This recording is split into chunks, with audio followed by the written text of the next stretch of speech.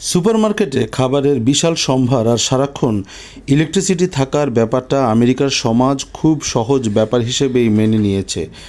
এটা কখনো যায় নাকি? সুপারমার্কেটে তো খাবারের অফুরন্ত ভাণ্ডার থাকবেই। এটা একটা নিশ্চিত ব্যাপার হিসেবেই আমেরিকানরা দেখে। এটার কখনো অভাব হতে পারে সেটা তারা ভাবতেই পারে না। যখন কোনো কিছু সব জায়গাতেই সহজেই পাওয়া যায়, তখন সেটার প্রয়োজনীয় মূল্য হারাতে থাকে।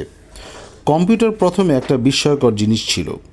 ডেলের মতো কোম্পানি এটার ব্যবসাকে এত বড় করলো যে এটা দারুণ সহজলভ্য হয়ে গেল। যত এর সরবরাহ বাড়লো, এর দাম কমতে থাকলো।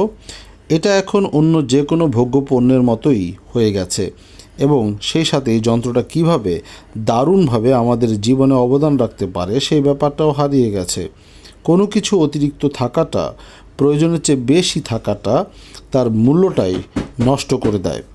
যখন আমরা কোনো কিছু সহজেই পেয়ে যাই, তখন সেটাকে মূল্য দেই না আমরা।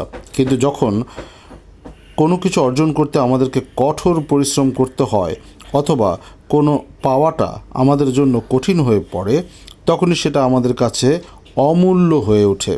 সেটা মাটির গভীরে থাকা ডায়মন্ড হোক, বা ক্যারিয়ার সাকসেস, বা কোনো সম্পর্ক, সেটাকে পাওয়ার জন্য যে পরিশ্রম, যে ঝামেলার মুখোমুখি আমরা হই, সেটাই সেই সম্পর্ককে টিকিয়ে রাখে।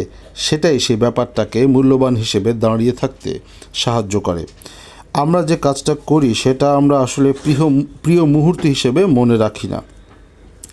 আমরা মনে রাখি পারস্পরিক সহযোগিতার ব্যাপারগুলো, কিভাবে একটা দল একসাথে একটা কাজ করার জন্য মিলিত হয়েছিল, সেটাকেই আমরা মনে রাখি।